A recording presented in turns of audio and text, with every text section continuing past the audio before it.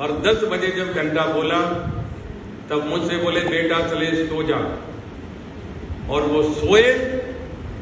सुबह जब हम उठे 5 बजे देखा पिताजी सो ही रहे हैं, उठे नहीं है। हम घूम करके आए तो देखा पंछी उड़ गया था, चले गए संसार से। माता जी भी फिर वहीं निवास करने लगी, उनके साथ में हम रहे।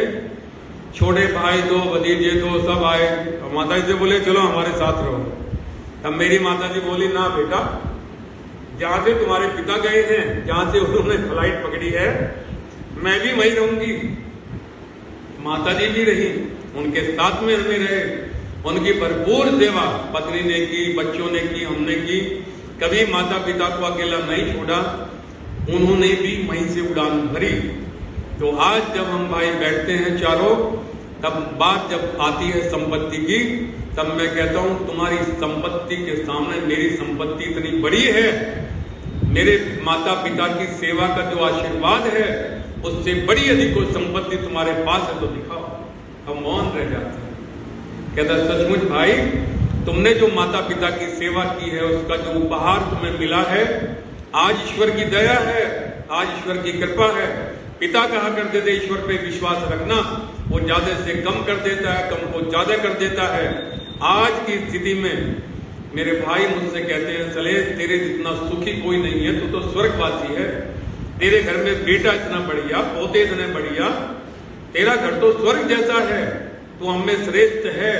जब वो कहीं मेरे साथ जाते हैं कार्यक्रम में, उनका सीना चौड़ा हो जाता है, मेरी पीठ पे हाथ फेर करके कहते हैं चले तूने सचमुच पिता के आदर्शों को आगे बढ़ाया है, इसलिए ओ माधव आदरणीय बदपुरुषों सावधान हो जाओ।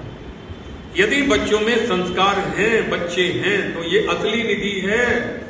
असली निधि हमारी असली कमाई। ये नोट वोट कुछ इतने नहीं है, इनकी तो जरूरत इतनी होती है कि रोटी कपड़ा मकान इनसे मिल जाए, इससे फालतू इसका कोई रोल नहीं है।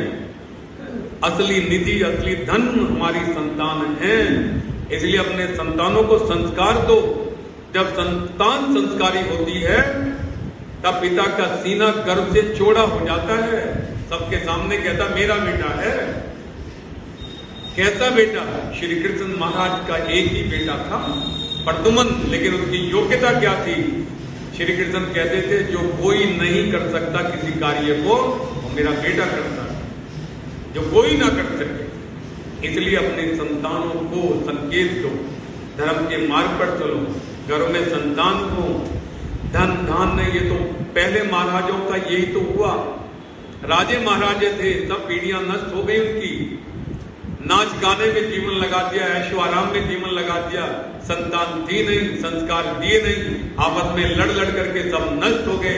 राजा महाराजाओं का कोई नाम लेने वाला वारिस भी नहीं है। इसलिए अपने बच्चों को संस्कार दो, और घर में न्यून से न्यून 2 बेटे 2 बेटियां ये हमारे परिवार में होने ही चाहिए।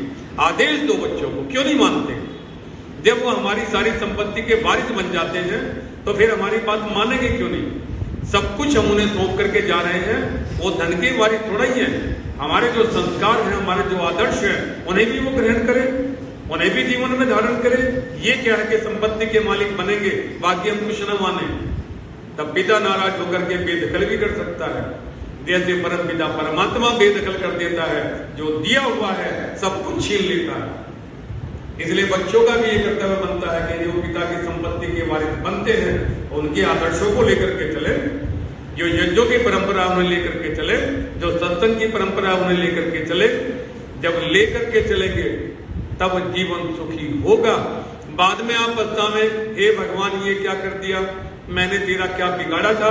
तुम्हारी इतनी सामर्थ्य है ही नहीं कि तुम परमात्मा को कुछ बिगाड़ सको, इतनी हिम्मत है? इसलिए बच्चों को अच्छे संस्कार दो।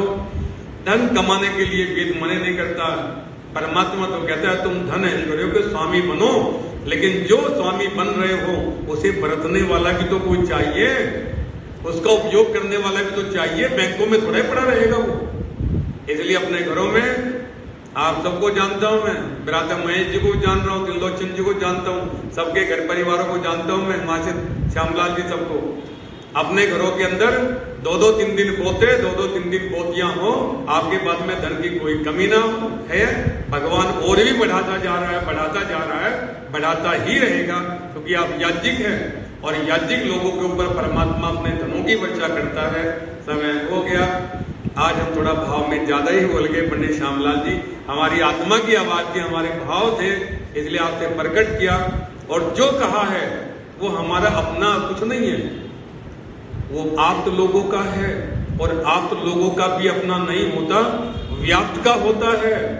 और व्याप्त का जितना प्राप्त हो जाए वही पर्याप्त हो जाता है। इसलिए आप सभी महानुभाव का हृदय से आभार अभिनंदन करते हुए वाणी को विराम। ओम शम। ओम देव शांति।